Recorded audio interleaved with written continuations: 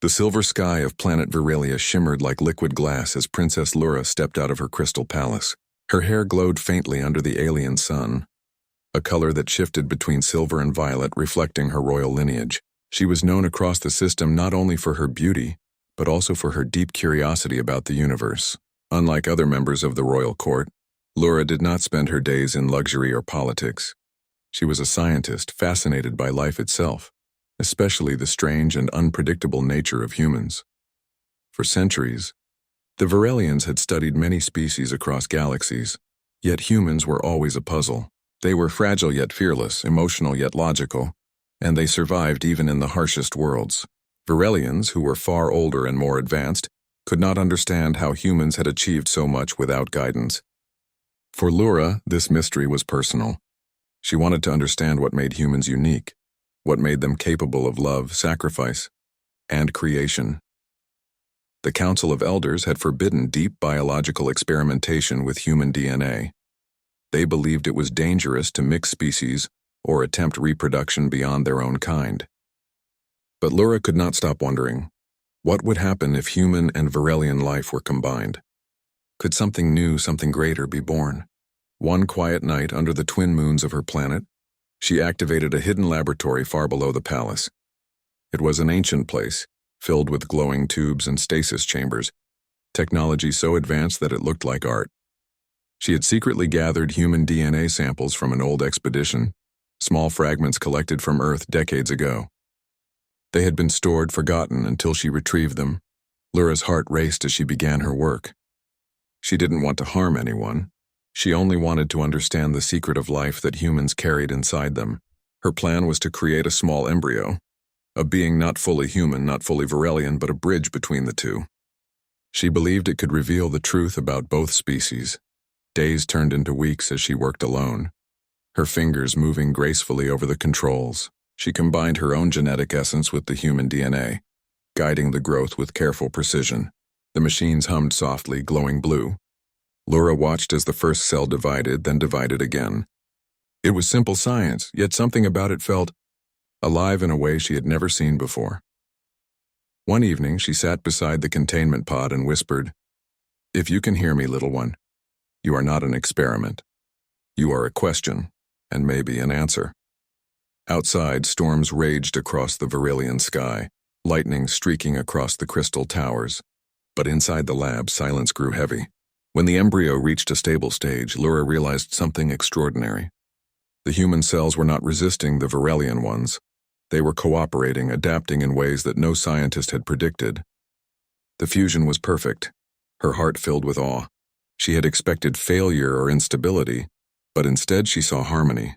It was as if the two species were meant to complete each other, but she knew what she was doing was forbidden. If the council discovered her experiment, she would be stripped of her title, maybe even erased from royal history. Still, she couldn't stop. She wanted to see how far the union could grow.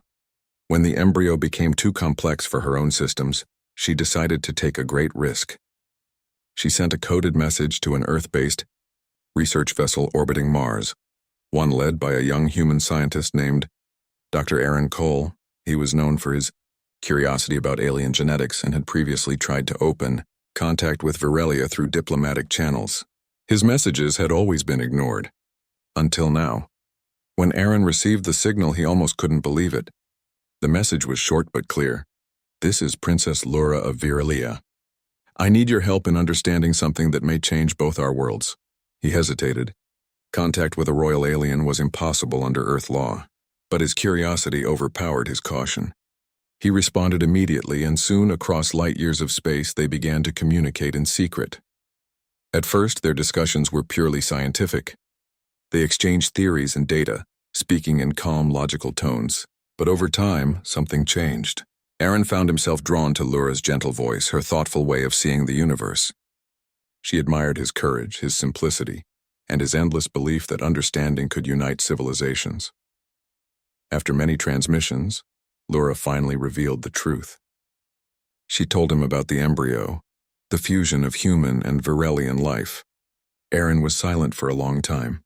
Then he said softly, "You've done something impossible, Princess. But maybe impossible is what makes us human. Lura smiled faintly. Then perhaps I am a little human too, she replied. Together they studied the data. Aaron helped her stabilize the hybrid cells remotely, offering human insight into DNA behavior. He noticed something she hadn't. The hybrid was developing neural patterns faster than normal. Its brain activity was strong, not mechanical but emotional. It was feeling.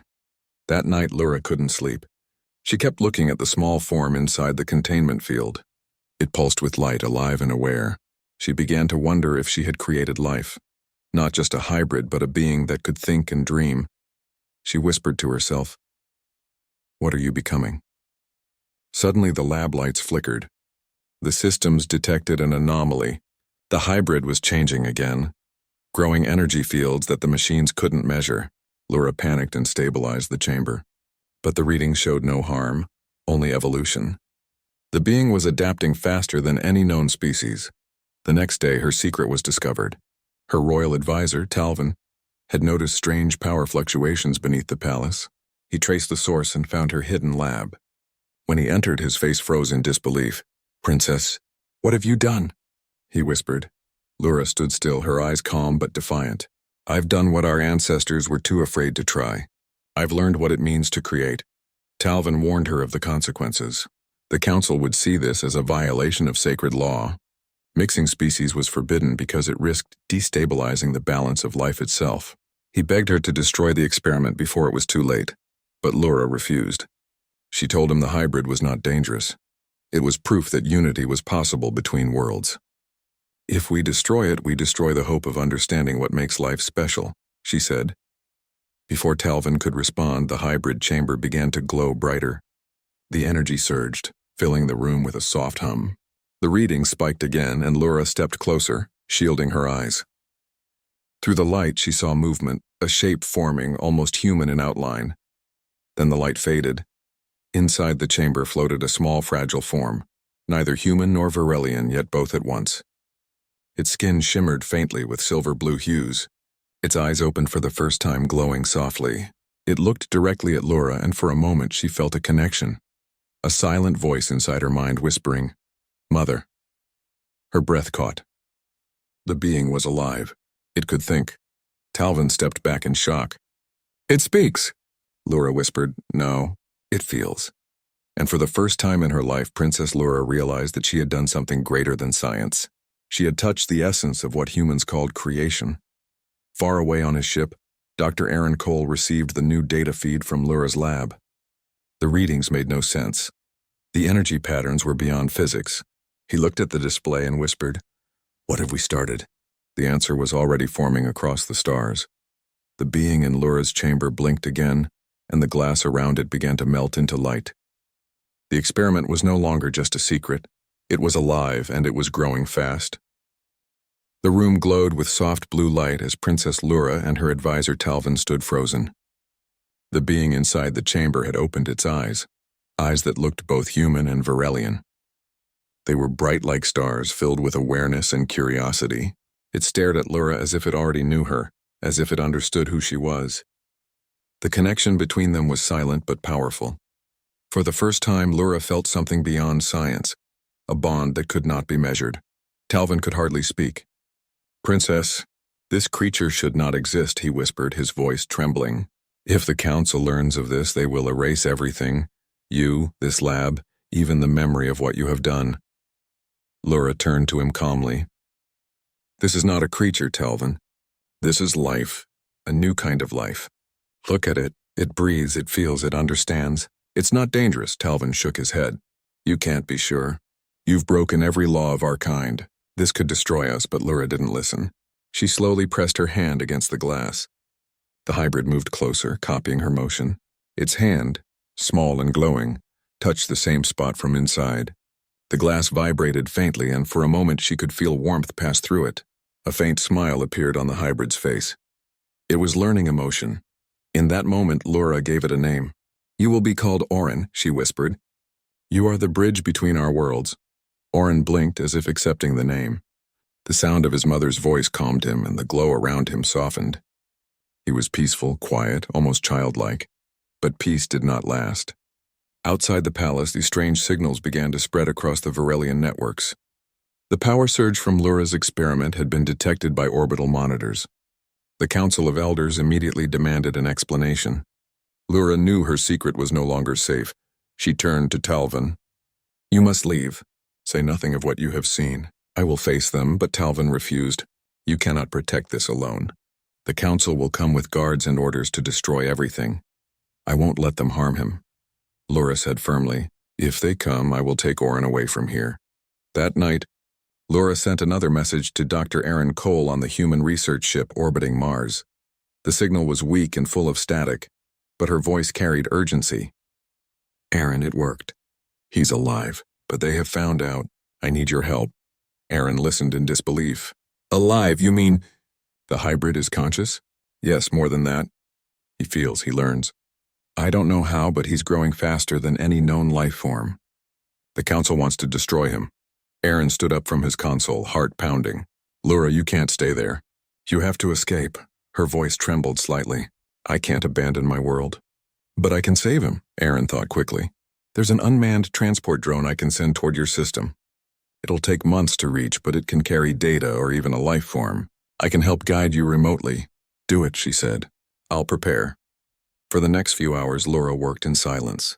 She adjusted Orin's containment pod, modifying it into a portable unit that could keep him alive outside the palace.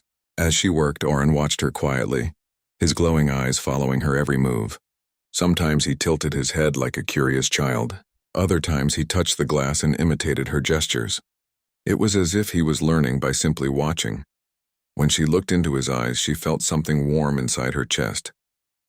It was not just pride or curiosity, it was affection. She had created him, but now she realized he was teaching her something too. What it meant to care beyond reason. As dawn approached, alarms began to echo through the palace. The Council's ships had arrived. She could hear the hum of their engines outside. Talvin ran into the lab, his face pale. "They're here. They know everything." Lura sealed the pod and lifted it with both hands. The chamber lights dimmed as she activated the hidden exit tunnel. "Then we must go now." They rushed through narrow corridors beneath the palace, lit by faint blue lines on the walls. Behind them, the sound of boots echoed. Guards were searching the area. Lura held Orin close, feeling his warmth through the glass. He made no sound, but his eyes glowed brighter whenever he looked at her, as if sensing her fear. At the end of the tunnel, they reached a small shuttle bay. It was an old transport chamber, rarely used. Lura placed Orin's pod inside the shuttle and programmed its coordinates for a secret outpost beyond the system, a place known only to her and the royal explorers. Before entering, she turned to Talvin. "You can still go back. Tell them you tried to stop me." He shook his head. "No, Princess. I started as your guard, but I will finish as your friend." She smiled faintly. "Then let's protect what we've created." The shuttle launched just as royal guards reached the bay. The blast of light blinded them momentarily, and by the time they regained focus, the ship had vanished into the night sky. Inside the shuttle, Lura sat near the pod. The stars stretched across the window like silver rivers. Orin was awake, staring at the lights outside. His soft voice echoed for the first time, a blend of musical tones and human words. "Where we go?" Lura froze. He could speak. She had not taught him language, but he had learned through observation, perhaps even by connecting to her thoughts. She leaned closer. "We're going somewhere safe." Orin blinked slowly. "Safe," he repeated as if tasting the word. Then he smiled. Tears welled in Lura's eyes. "You're learning faster than I imagined." The journey through space was long but quiet. As they moved farther from Varelia, Lura began transmitting data to Aaron again. He was amazed by every file she sent. Orin's DNA maps, brainwave patterns, and growth charts. "Lura, his cells are rewriting themselves every few hours. He's adapting at an impossible rate," Aaron said in awe. "It's like he's preparing for something." "Preparing?" she asked. "Yes. His brain activity suggests he's trying to understand emotions, not just data. He's learning from you." Lura looked at Orin and saw him smiling softly, watching her with affection. "Then maybe emotion is his strength," she whispered. Days later, as the shuttle neared the outpost, something unexpected happened. Orin's pod started to glow again. The lights flickered, and the energy field around him pulsed stronger than before. Lura's instruments beeped rapidly, showing abnormal readings. She tried to stabilize the systems, but the pod opened by itself, releasing a wave of light that filled the entire cabin. Oren floated in midair, surrounded by glowing particles. His body was changing again, his features becoming more defined, more human. When the light faded, he stood barefoot on the shuttle floor. His silver-blue skin now looked pale, almost like earth skin with a faint shimmer. His eyes glowed softly, filled with innocence. Lura approached carefully. "Oren, are you all right?" He looked at his hands, then at her. "I feel alive." Her heart trembled. "You are alive." For a few moments, they simply looked at each other in silence. It was no longer an experiment and a scientist. It was something deeper, like mother and child, or maybe something even beyond that. Suddenly, the ship's alarm blared again. Virelian patrols had found them. Their scanners had locked onto her shuttle. The Council had sent warships to intercept her. Lura activated evasive mode, trying to outrun them, but the smaller shuttle was no match for military cruisers. "Hold on, Oren," she shouted. The ship trembled as energy blast exploded nearby. Oren stepped forward and placed his hand on the control panel. The system flickered, then stabilized. Lura stared in disbelief as the controls responded faster than she could react. Oren was merging with the ship's systems, guiding it through space with thought alone. "How are you doing that?" she gasped. Oren looked at her calmly. "I can feel the machine. I can guide it. I want to keep you safe." Lura felt a chill run through her, and not fear but amazement. The hybrid wasn't just adapting physically, he was evolving mentally, connecting to technology through instinct. It was something no Virelian or human could do.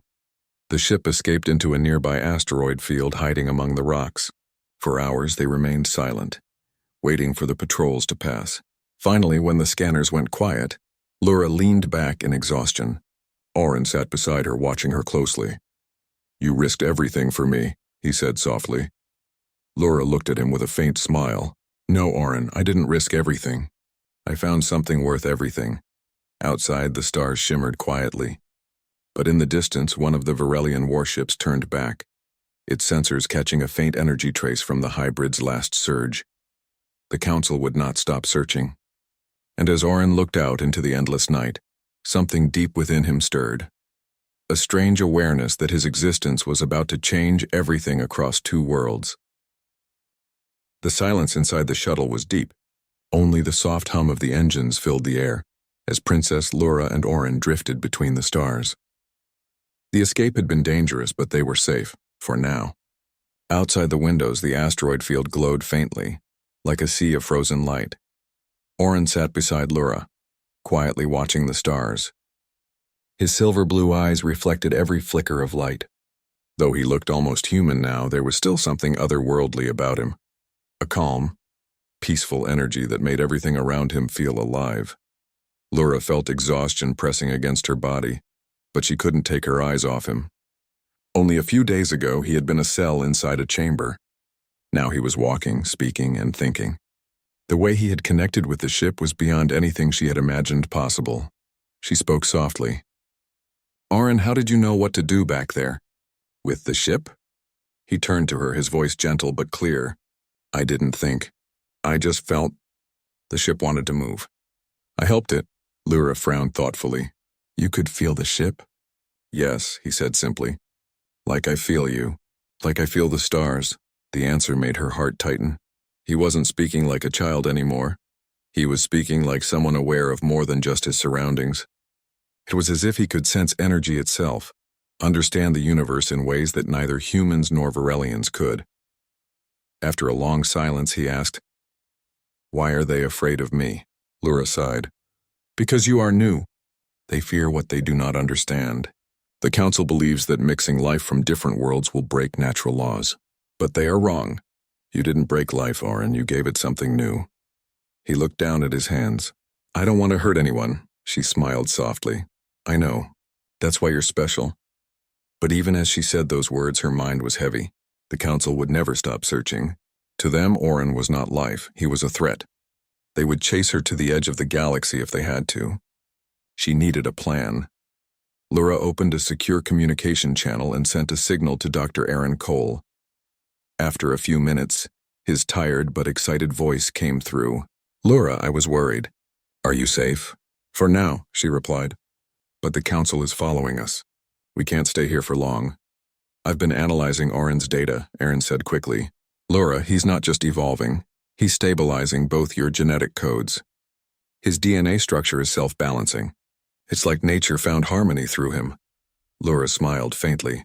"Then he's proof that our worlds can unite." Aaron's voice grew quieter. "He's more than proof, Lura. If he keeps evolving, he could become something far beyond us and something that connects life itself." Before she could respond, the radar began to beep. A red light flashed on the control panel. Lura checked the screen and felt her heart race. A Varelian warship had entered the asteroid field. "They've found us," she whispered. Oren stood and looked toward the window, his eyes glowing faintly. "They're coming."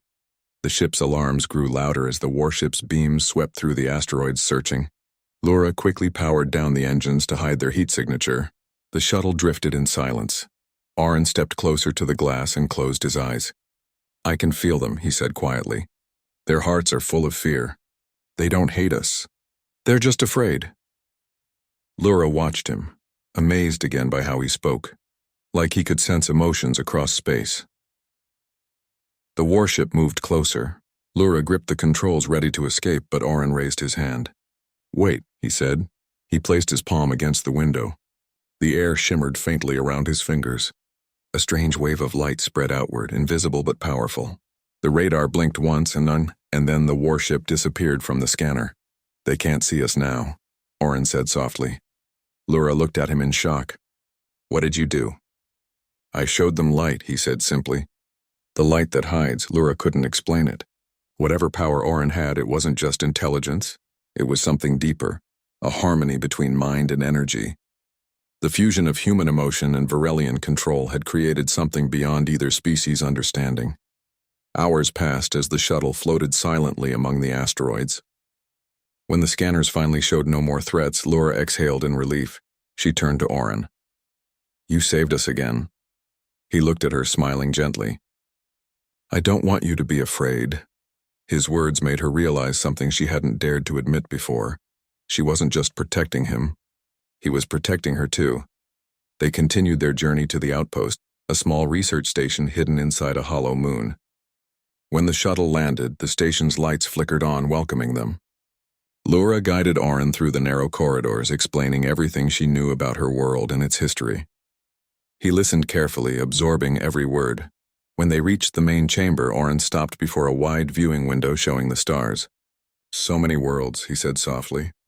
"Do they all fight like yours?" Lura's expression darkened. "Not all. But fear makes people fight. Even the wise can lose their way when they are afraid of change." He turned to her. "Then maybe I was made to change that." His voice was calm, but the words felt heavy. She couldn't tell if he understood how dangerous that idea was, yet something inside her told her that he was right. Days passed quietly in the outpost. Lura taught Oren about human emotions, kindness, curiosity, love, and hope. She played him recordings of human music sent by Aaron, who now acted as their silent ally from afar. Oren loved the music.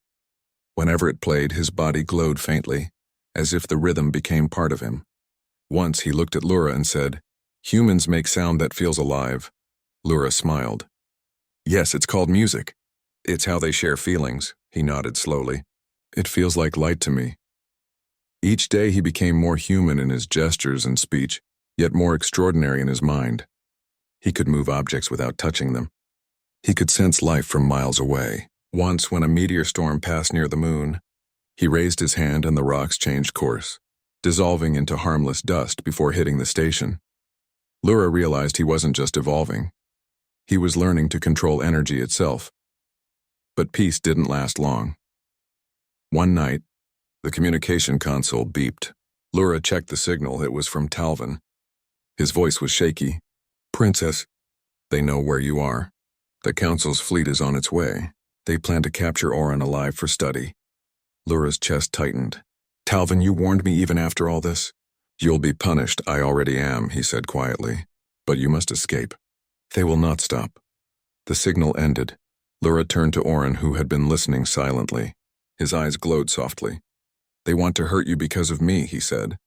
No, she replied quickly. They want to control what they don't understand. You are not a mistake, Oren. You are hope. He took her hand. Then I must show them.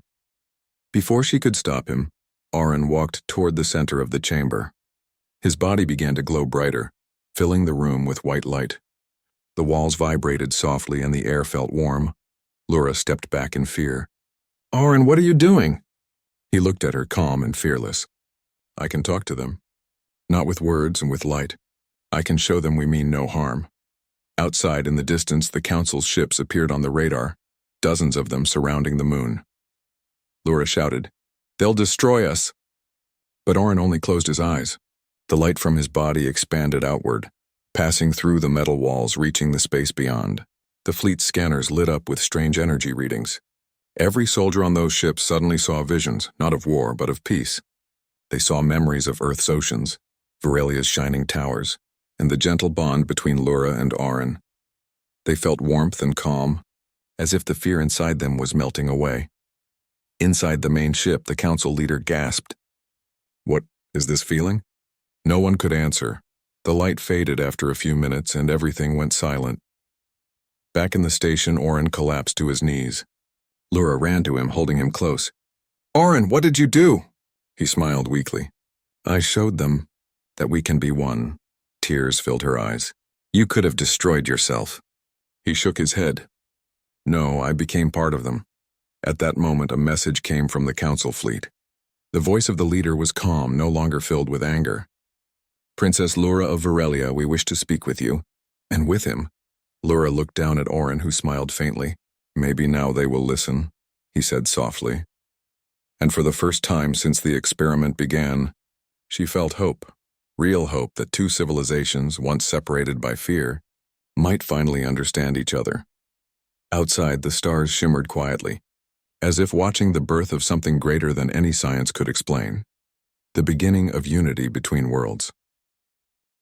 The silence after the light display was almost unbelievable. Outside the hidden station, the council fleet hovered in formation, sensors still active, yet none of the ships fired. Inside, Princess Lura held Oren gently, marveling at what he had done. For a moment, the fear, the chase, and the danger seemed to vanish. Oren's glow dimmed and he blinked, his silver blue eyes now calm. They understand, he said softly. Lura nodded, tears in her eyes. You've done what I never could, Oren. You've shown them we are not threats. We are something more. Minutes passed. Then slowly, the council leader's voice came over the intercom. Princess Lura, Hybrid Oren. We request safe passage to discuss the future of your creation. No weapons will be used. You have our attention. Oren tilted his head and looked at Lura. They want to meet me? Yes, she said, her voice trembling slightly. And now we can decide what comes next. The shuttle doors opened, revealing the council delegation. They were cautious, formal, and clearly unsure of what to expect. Lura led Oren forward, standing beside him as they approached the towering figures of the Virelian elders. The leader, a tall figure with eyes like molten silver, regarded Oren carefully. This being, he began, was created in defiance of all our laws. Oren stepped forward. His presence was calm yet impossible to ignore. I am not a threat, he said simply. I am life. I am proof that two worlds can unite without harm. I can feel, I can learn, I can understand both humans and Virelians.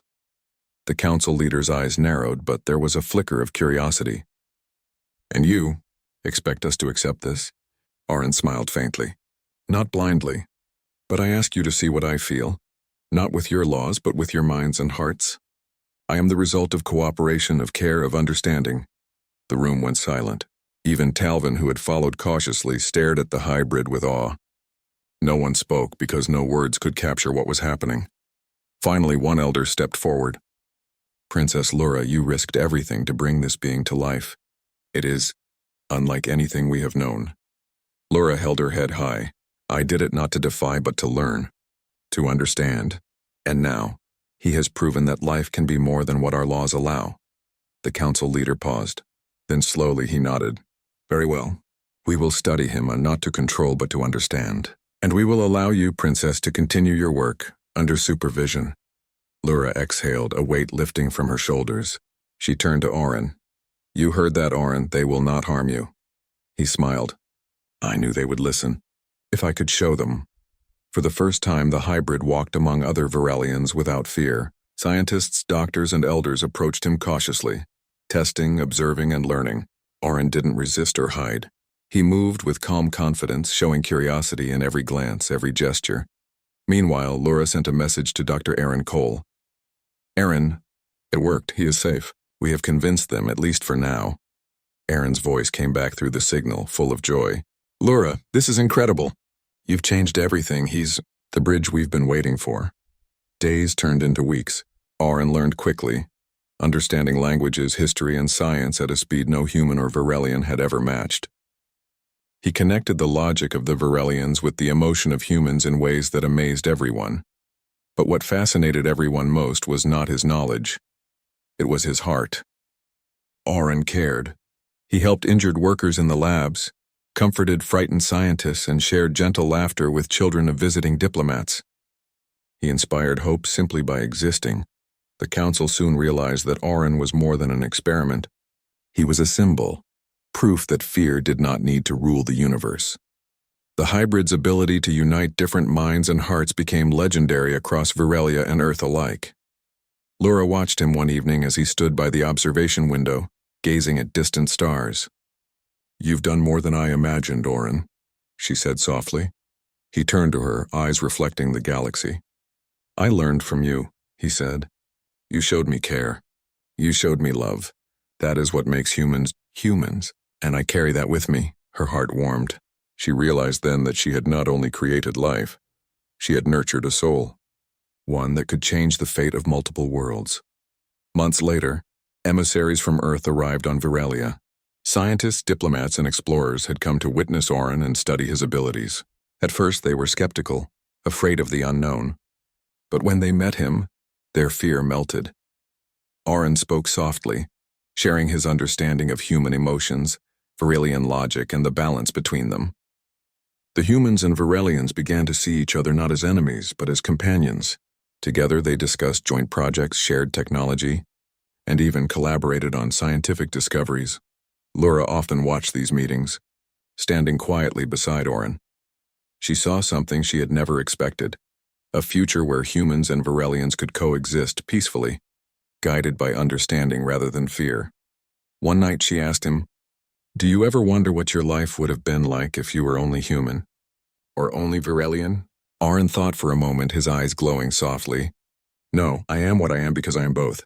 I can feel human joy and Virelian logic. I can love and think. That is my strength. That is my purpose. Lura smiled, tears in her eyes. And you've used that strength to save more than just yourself. You've saved hearts, minds, and even hope. Oren tilted his head, smiling faintly. I only needed to show them the light. You gave me that. You showed me life is not just science. Life is feeling, understanding, and sharing. In the following years, Oren became a bridge between the two worlds. He taught humans about harmony and unity, and he taught Virelians the beauty of emotion, courage, and care. Conflicts that had lasted centuries began to resolve and new alliances formed. People who once feared the hybrid now sought his advice, and he never refused. Oren had become a living example of what life could be, not just in one species or another, but across worlds.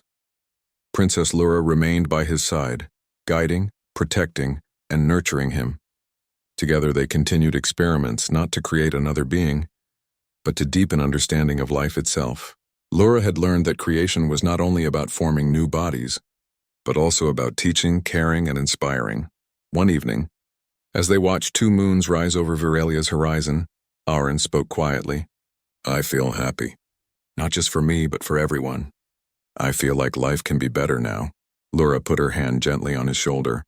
It can be, Oren. Because of you it will be. And so the hybrid child, born from curiosity, courage, and care, became a symbol of hope across galaxies.